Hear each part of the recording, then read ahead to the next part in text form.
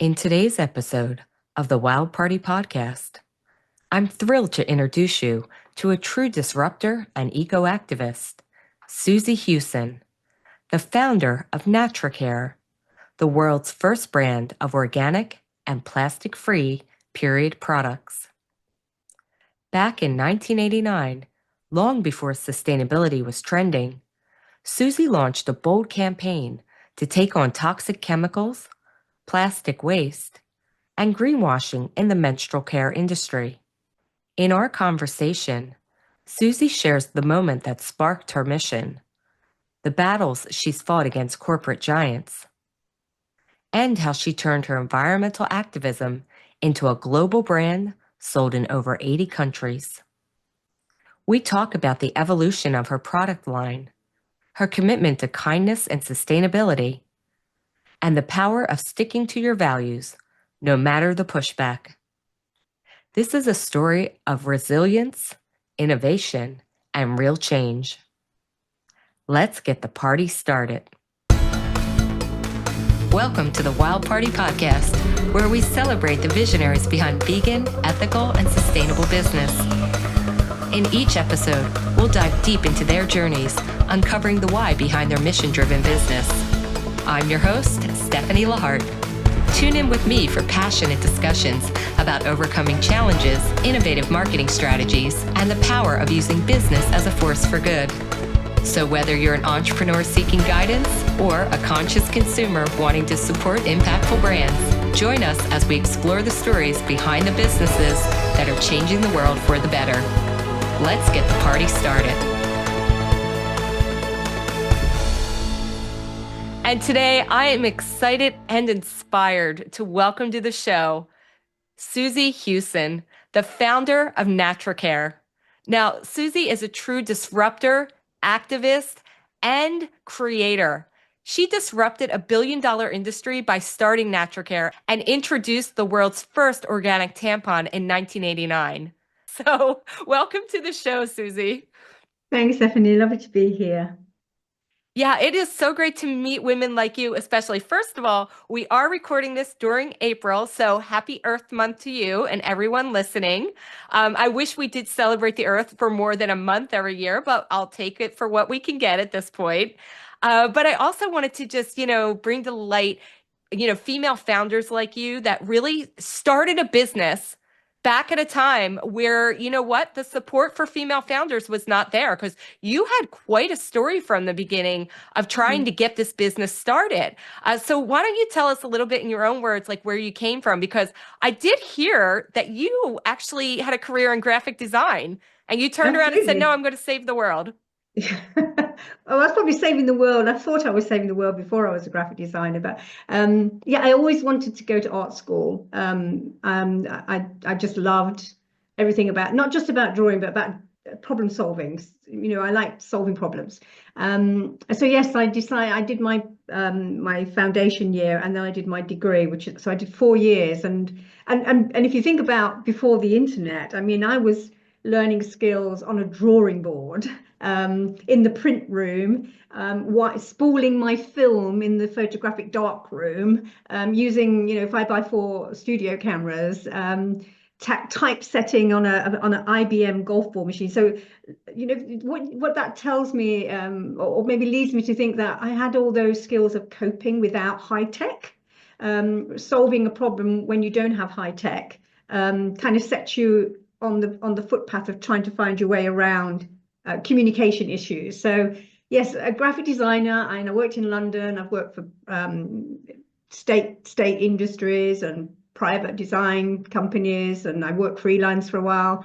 And then later I went back to university to do a postgrad in education. So my dad always called me an eternal student, but I'm happy for that. I think we should all be eternal students. There's always something we can learn along the way and pick up from other people that's useful. That is so true. And I am a little nervous what's going on with AI right now, that people are already starting to lean on it a little bit too heavily, because what you just said really resonated with me. When you were first coming to this idea, you're like, my mind worked in that way. Like I understood problem solving and how to put a project together. And I'm a little worried right now that we might lose some of that because it's almost becoming too easy to have someone else conceptualize and then formulate an idea for us. But that's a different show. But let's just talk about what was going on with you. So I did read, you did have that kind of aha moment back in the late 80s where you were looking around at certain products, specifically female products, and saying, I think that this is not a really good way we should be going. I understand that. So I'm a child of the 80s. I understand what was happening then. Everything was very glossy, convenient, plastic was everywhere. I remember when plastic applicators came out for tampons. It was a huge thing because I was in high school. I had just gotten my first period and I was like, oh, this is awesome and easy. But later in my life, I would realize that was really, really bad for the environment. Tell us what was going on in your mind then at that moment where you decided I'm going to potentially disrupt this industry. Well, I think I've had a long history of in the environmental movement where I've been looking at and campaigning and raising awareness, like we all do, right to our political representatives for regulations, but looking at how it was so easy to dump into the environment toxins and carcinogenic chemicals, chlorine gas, and I mean we've seen this now in Vietnam with Agent Orange. So I mean, these are things that I've been brought up with. I've been, if you're a child of the 80s, I was a child of a lot earlier than that. I'm sorry, but show my age. But we're just sort of brought up through the, I guess, we brought up through the Cold War to fear the not having control over our environment or what happens to us. So I wasn't always conscious about what was happening in the general environment and our habitats, and so that was my background, if you like, and that's what influenced me through my whole growing up period, that I had to sort of stand up um, against things that I saw to be damaging to us, damage to the environment, bad policies, bad regulations. So it was a decision that I took out of anger, rather than I'm going to set up a business. I did not set out to create a business. I set out, as a campaigner would do, to change what is happening, to disrupt, to raise awareness, what is happening, challenge the corporate brands. And that sort of decision, being an environmentalist, that often you can tie yourself to a tree, or you can climb a tree, or whatever. That's important to show that you're against something and that you don't support something. But when you want to bring about change, often you have to put something into the market that says, well, we did this in a different way and it's possible. So why aren't you doing it? So that was the sort of thinking. So it was a campaign. It still is a campaign for me, because you can't take the campaigning out of my sort of DNA, I suppose. But the business was there, created as a necessity to support the development of the products and the brand. And I worked on my own for 10 years. I actually worked in this office, from home. I'm working from home today, but I worked in here for 10 years. And any salary that I might have had was plowed back into the company to do what I needed to do, which was largely penetrating North America. Very complicated process. I totally agree with you. I am the same kind of person that when I want change, I like to infiltrate from within and make that change. It's like people who show up to protest and things like that, I'm like, good for you. But when I want to see change, I'm like, I'm going to get into that system and I'm going to change from within. So I love that you were also thinking like that. So how did you decide then to start working in the female product industry? Like, how did you decide I was going to tackle this problem of menstruation pads and tampons and, body wipes and things like that? Where did that come from for you? Well, as I said, I alluded to, I knew about the toxic nature of dioxin from the chlorine bleaching industry. This is broadly used across absorbents, toilet paper, babies' diapers, coffee filters. Just, it's the de facto go-to bleaching process. And so it was a case of, I saw a program called World in Action, which is here in the UK. It was a sort of investigative journalist look at the science about what was happening around pools that surround pulping industries with respect to what was happening to the wildlife. So they were becoming, there were cancers. They were, they had there were changes of sex.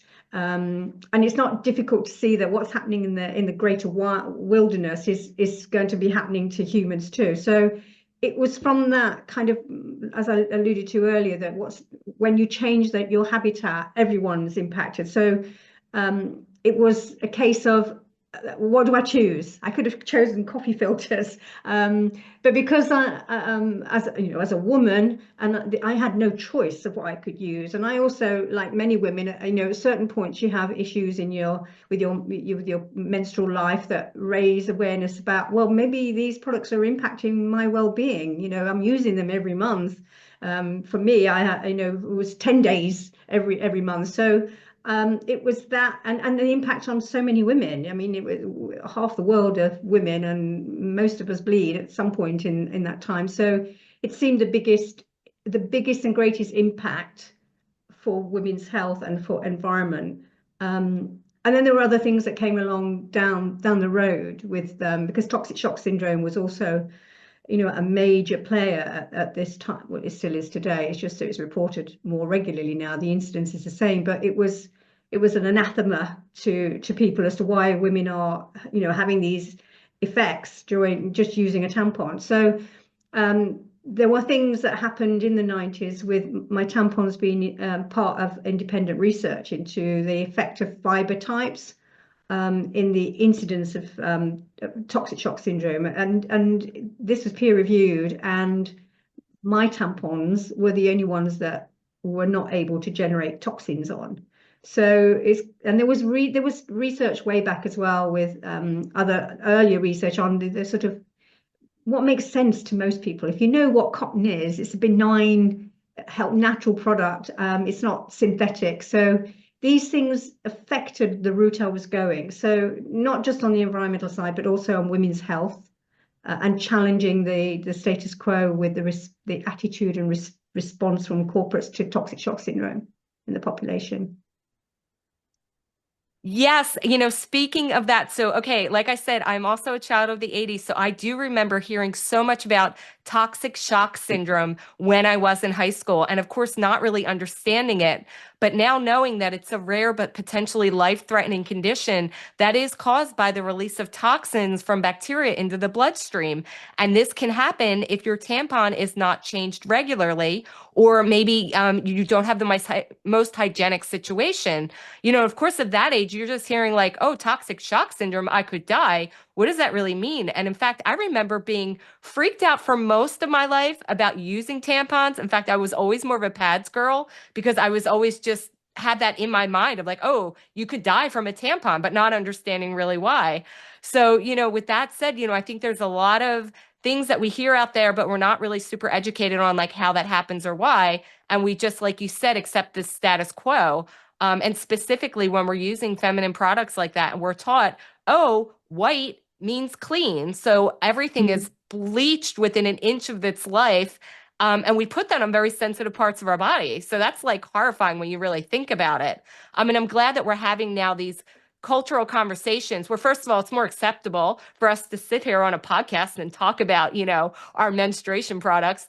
And I do sit there and think, like, God, how much men don't even understand all this stuff that we deal with, right? It's crazy.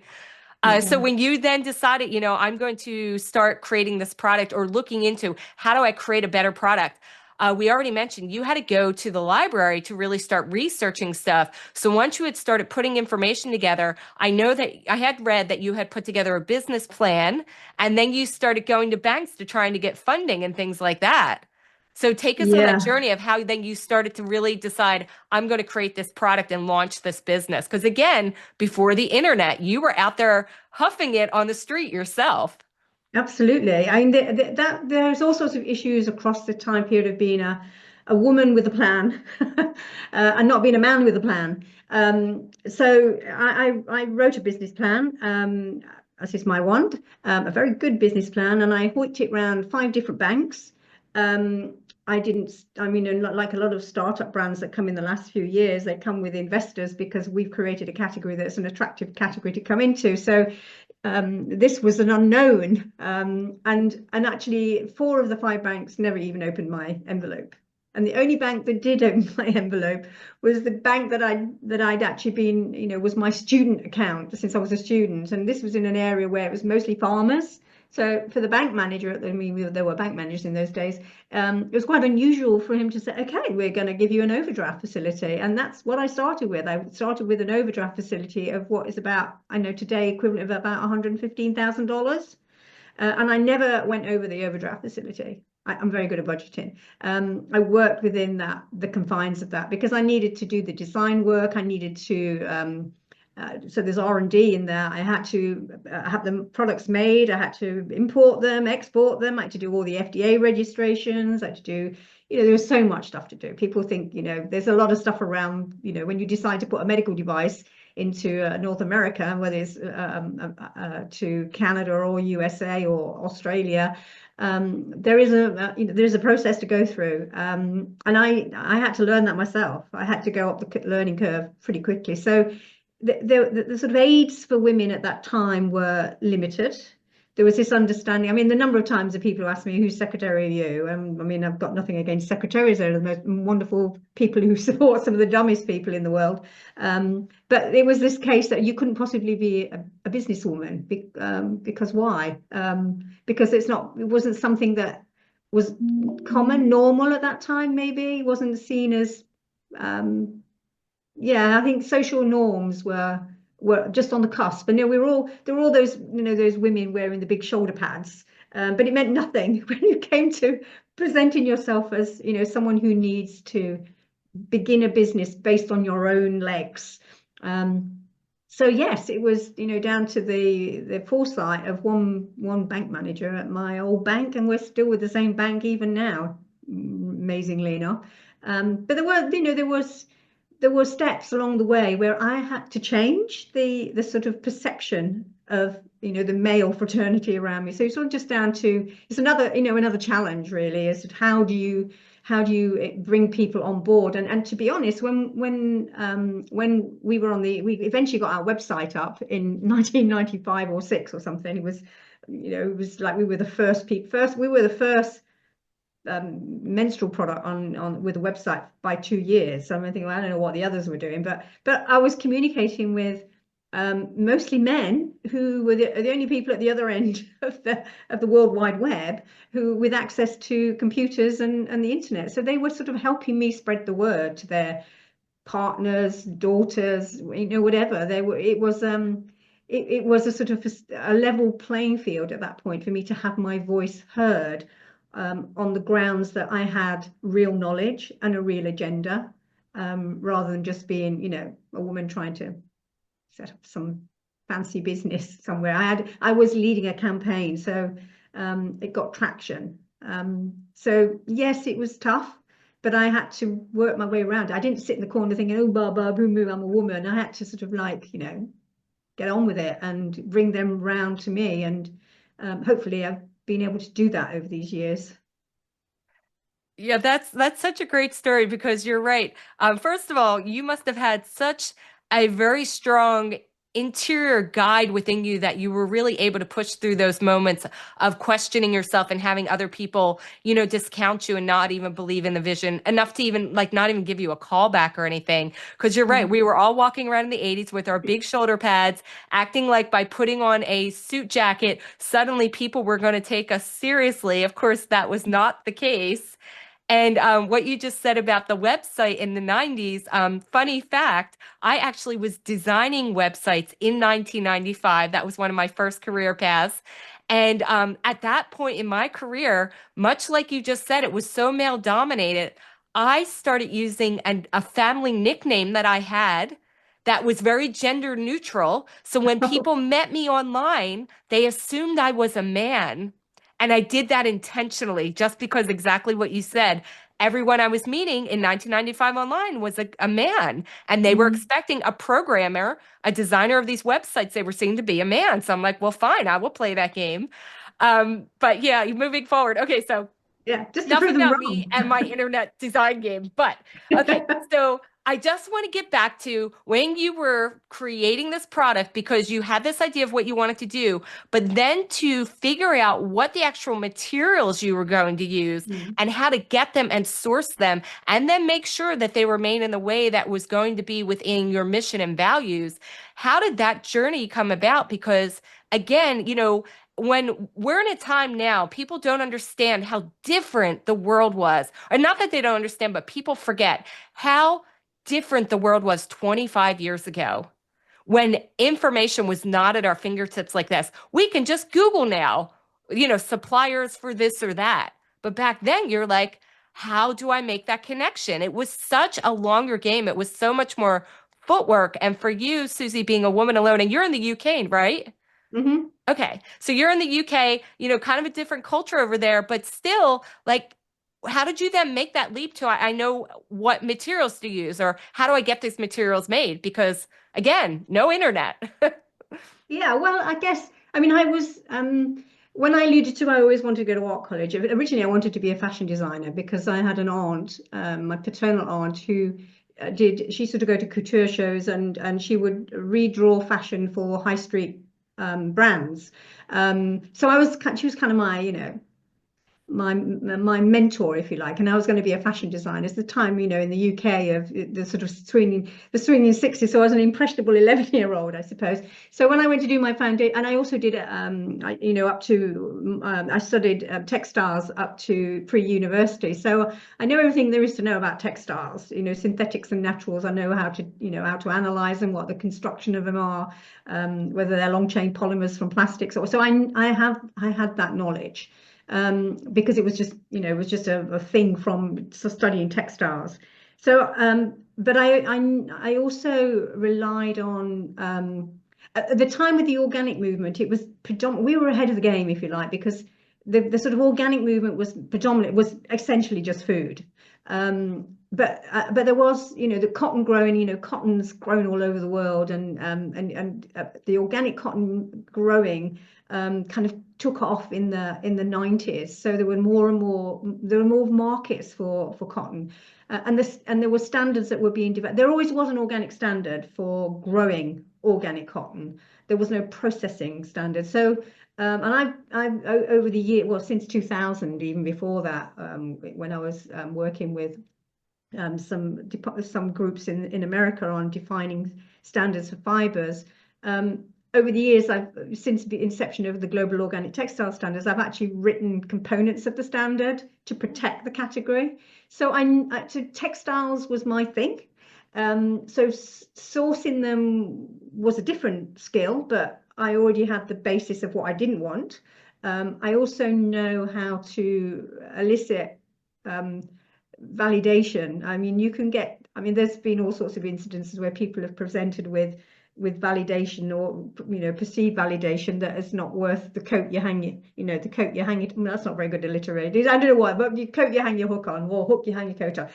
It's worthless because there's this sort of attitude that if you don't look deep enough, you won't find what you don't hope to find. I'm the opposite. I'm looking. I mean, I'm risk averse, if you like. I'm doing risk assessments all the time, and I want to look for any opportunity that I'm going to be wrong about the product materials that I'm using. So I do precautionary testing, and we analyze for PFAs, for heavy metals, for pesticides, you name it, we test for it. So it was a skill I'd already got. And that allowed me to understand what when I was talking to raw material suppliers, what I was asking for, I could get, and that what they were offering was what I wanted. On the bleaching side, which was a significant issue for me, was to obtain pulp that was ethically sourced. So it was renewable softwood, that it was bleach not using chlorine, so it was hydrogen peroxide bleach, which is totally benign. It breaks down into hydrogen and water. It doesn't damage local environments. It doesn't remain in the product. So these were things that I had to seek out. And so I ended up, most of my raw material supplies were coming from Scandinavia. and I have previous form in Scandinavia, as you might have read about. So it was really using the skills I'd already had for quite a considerable amount of time, and I'm not very easily tricked.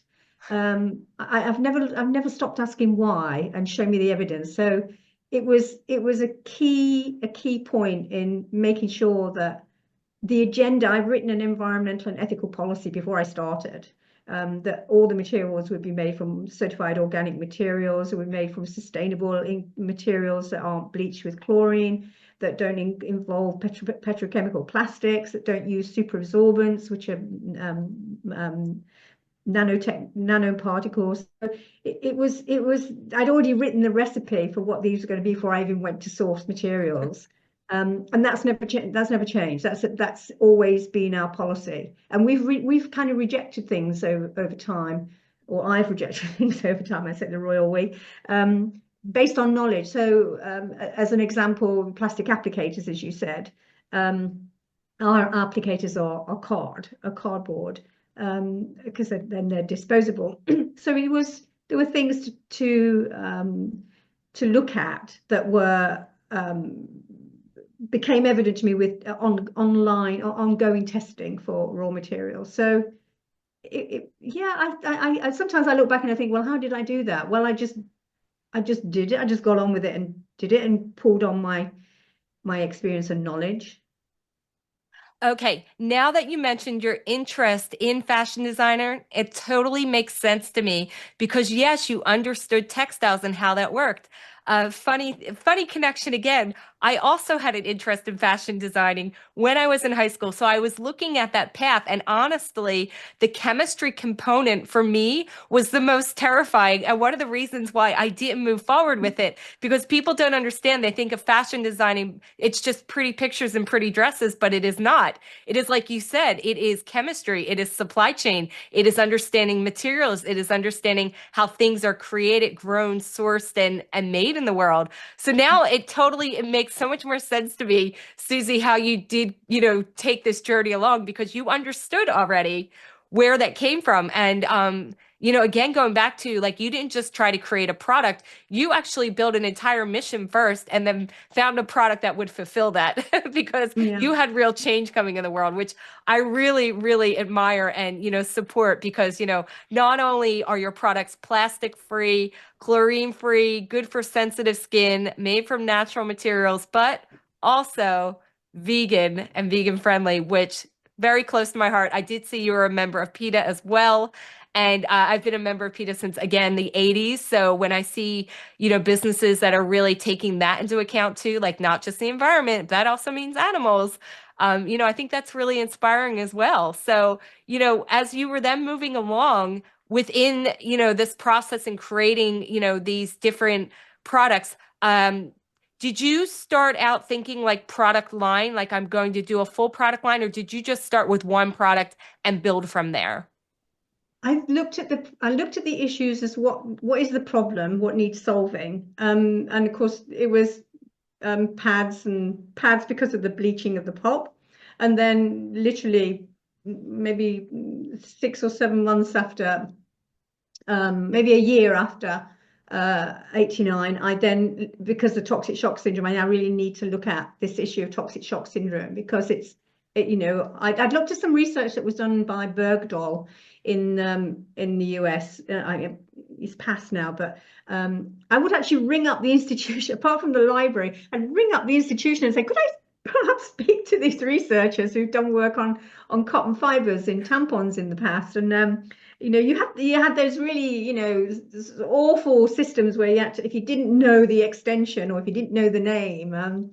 So fortunately, I had known the name. I'd done my research. So it was the case that um, the program was solve the problem of the bleaching of the pulp, because that causes not just a problem for the end user, it creates a global problem because chlorine that pollutes the air, water, soil. It's a toxic carcinogen so anybody is affected. It's not just the end user. So that was the environmental agenda as well as the personal health agenda. So I think I first had maxi pads, and one pant liner, which is the mini pant liner, which still exists today. We've sort of redesigned the materials have evolved in as much that now we've used the same, organic cotton cover and totally chlorine-free pulp in the core. And it's sort of in the early to mid 90s, I introduced a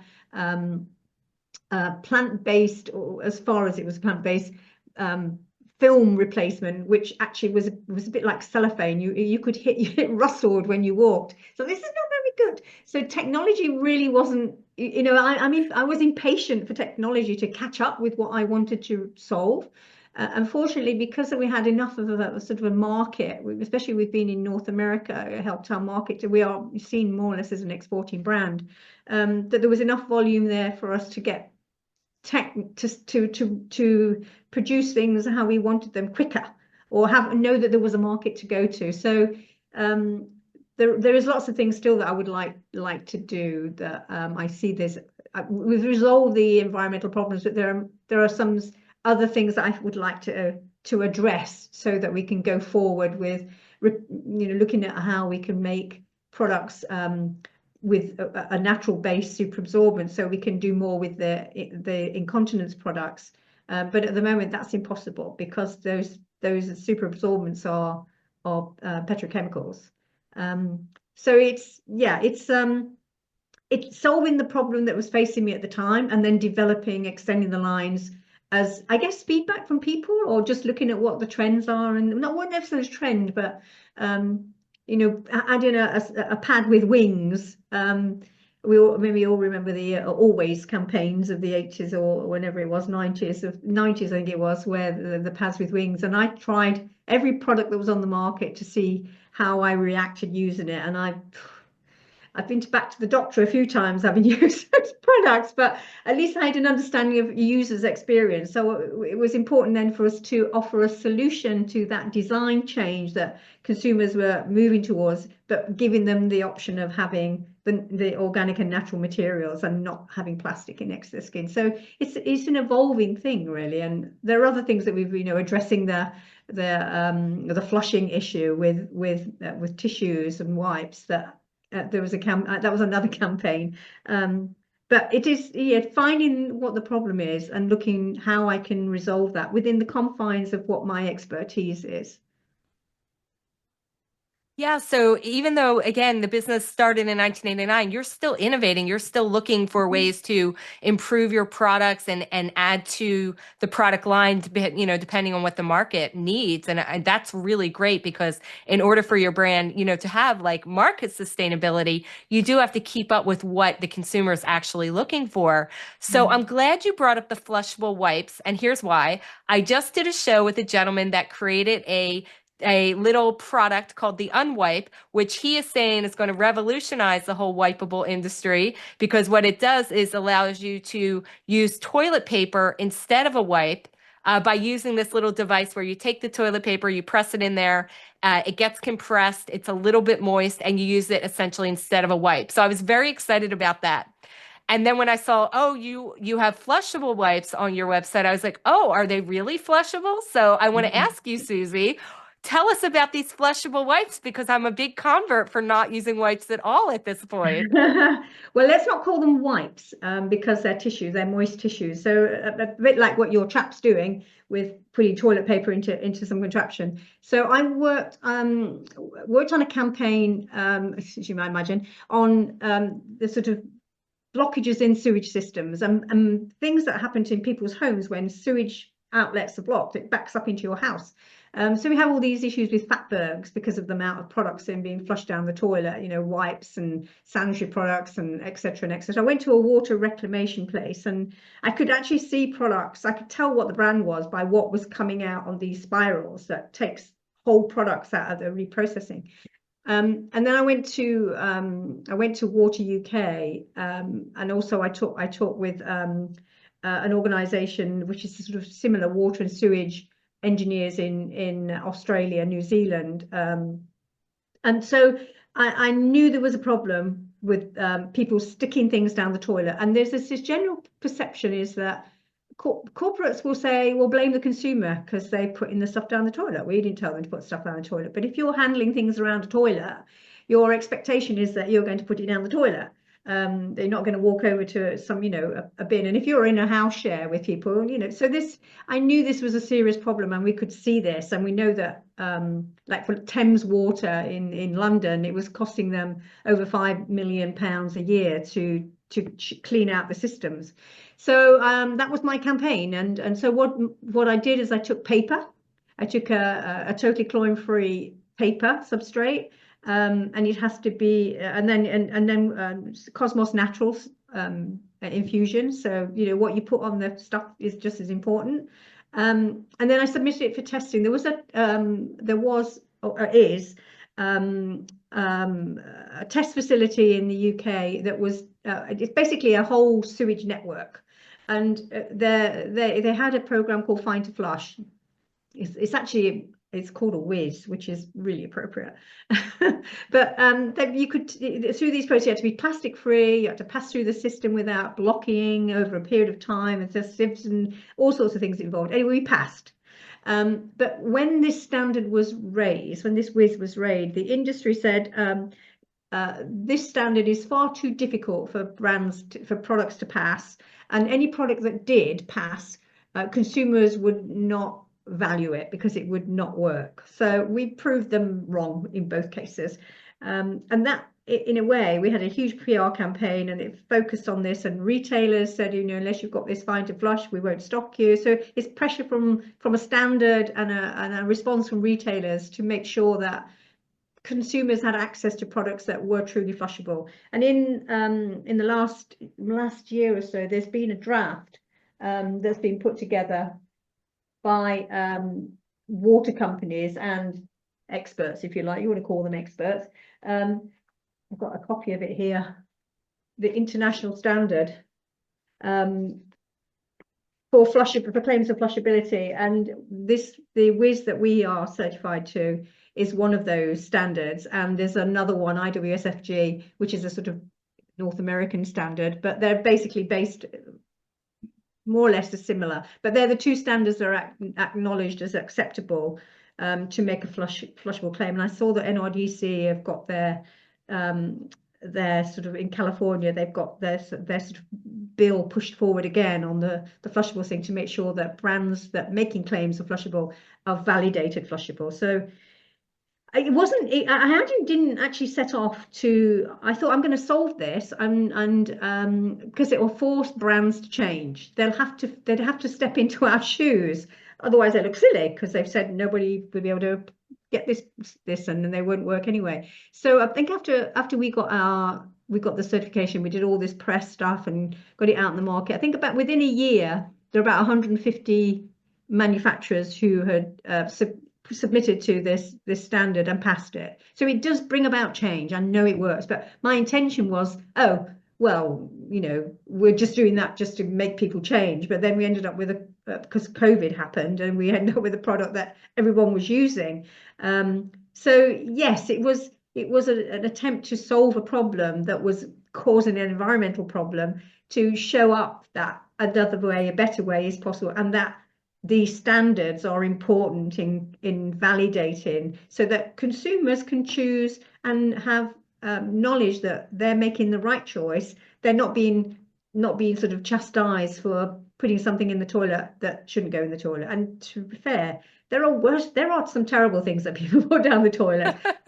just as a note, if you are a user of disposable contact lenses, there are millions and millions of microplastics going into the water system when you take your washable or whatever you wash in the shower, and your contact lenses go down the drain. It's a lot of plastic there. So there's things in our everyday life that we don't even think. I'm not going to solve the single-use plastic contact lens problem, but raising awareness, I think, is important. That if you're going to use them, don't wash them down the shower. Put them in your plastic recycling. Microplastic recycling.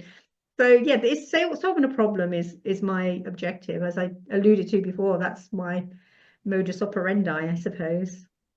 Well, you're really servicing the point of this podcast, Susie, by even mentioning something like contact lenses, because you're making people think twice about something they were not thinking about, myself Mm. included. I was very much raised that you throw it away, and away was a magical place where things just disappeared. And for me, being an apartment dweller, yes, I understand, like, people use the toilet as this super magical place of just it flushes and it's just gone, right?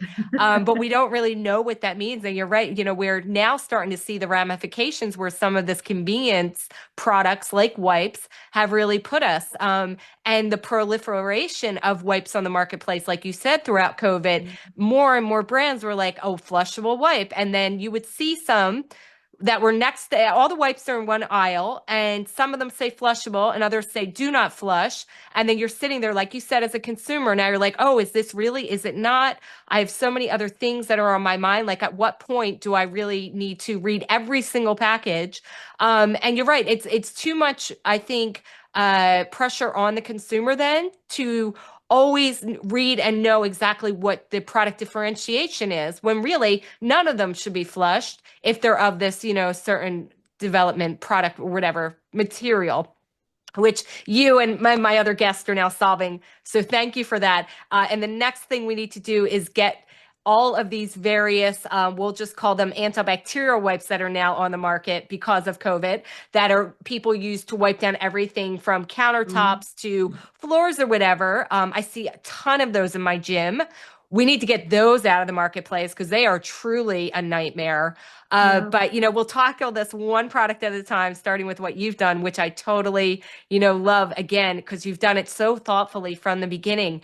In fact, you really had, I feel like you really had the strategy so nailed down that when you came to market, you really started making waves. And I heard that you were starting to get some pushback from the market, where you were Mhm. getting some of these other brands and products to try and discredit you and saying, and let's just say talk shit about Susie Hewson. And she was not having it, people. She basically laid down the law. So, Susie, tell us what was happening there and how you set the record straight, because don't come for Susie. She has Yeah. documents, she has research. And if you're watching the video, you saw what she was just holding up. She has reports and she will slap you down. Tell us what you did, Susie.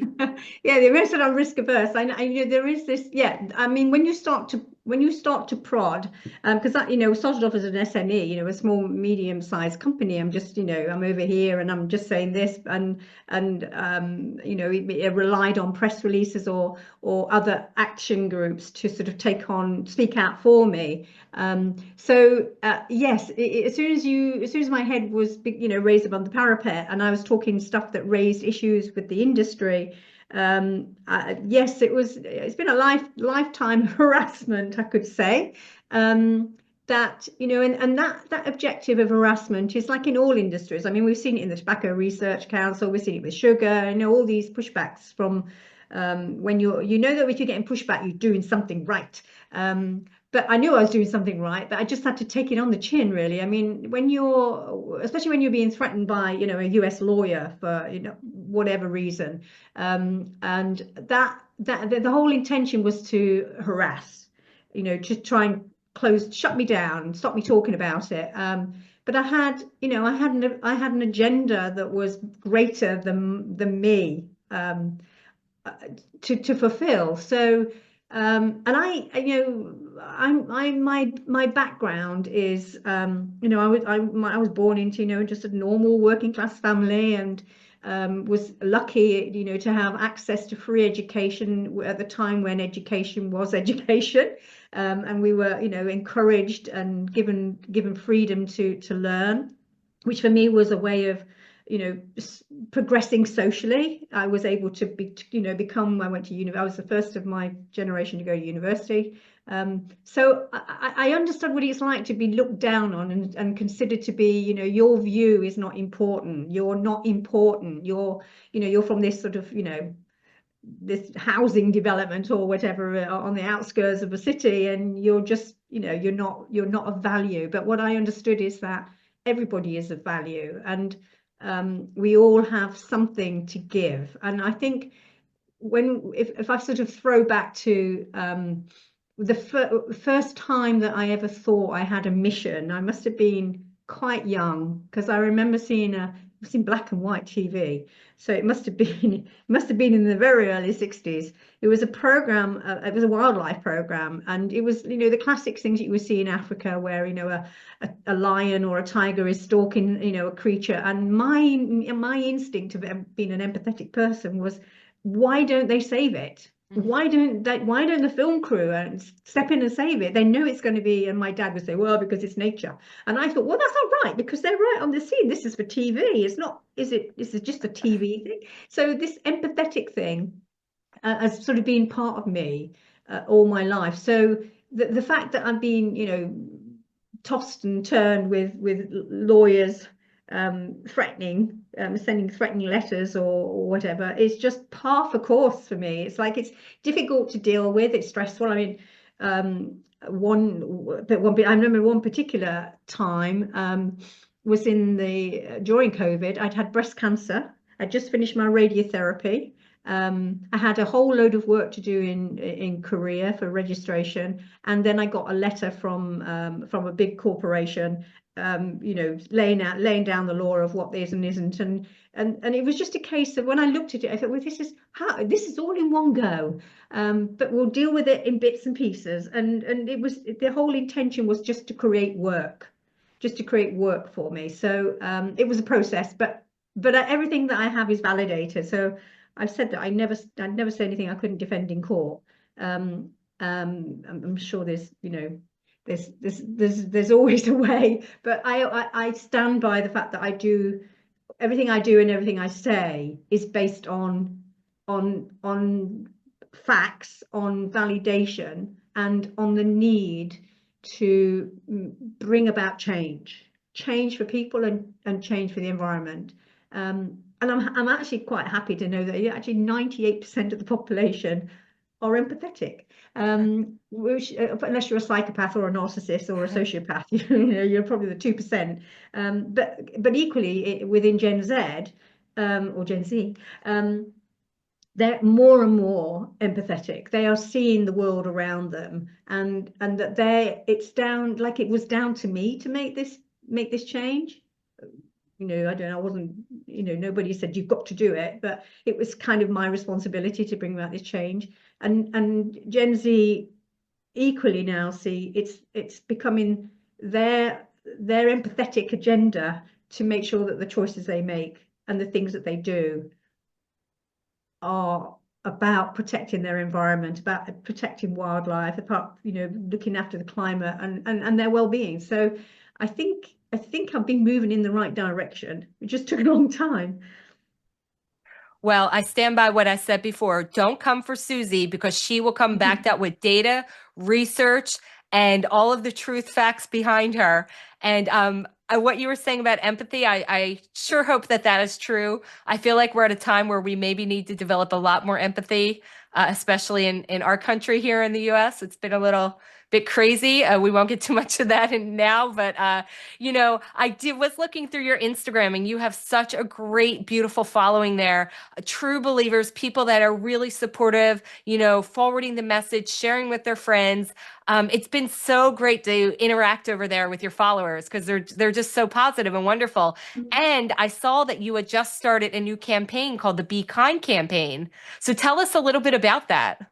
Yeah, we started in 2023. We launched the first campaign, and this is our second campaign. And really the idea is to encourage people to take a pledge, if you like. I mean, it sounds like, you're going to be, a pledge always sounds like really hard work, but it's really to sort of consider what you can do that are simple steps to make your life, greener, more sustainable, choosing organic where you can, getting plastic out of your life, sharing things, sharing goodwill with people, and acts of kindness.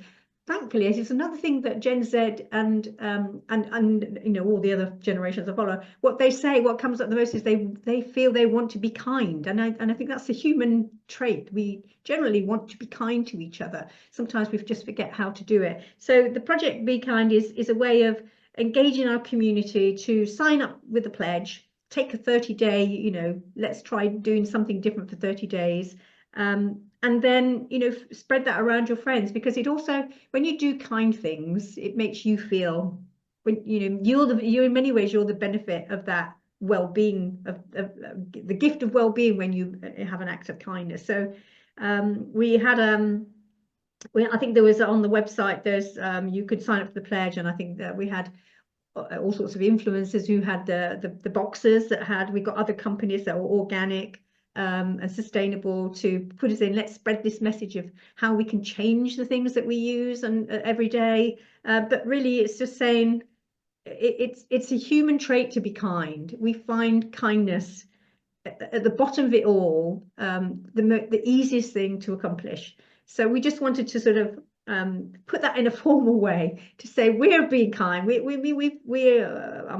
think I'm kind. Well, I know I'm kind. Sometimes I could be unkind. Maybe I'm unkind to myself sometimes. But to be kind it comes in all sorts of forms. It could be, loaning a book to someone who doesn't get access to a library or doesn't have books, or can't, or buying a cup of tea or a cup of coffee for someone, or just saying hello and having a chat. I love to chat to strangers. I mean, my husband says, oh my God, you'll talk to anybody, because sometimes people just want a conversation, because we're all, isolate ourselves in this world. So it is, it does really sort of launch in our mission to make people think about how important and valuable being kind is, and it is really simple to do. But we just give some tips and helps and advice and pokes along the way, to help along the way.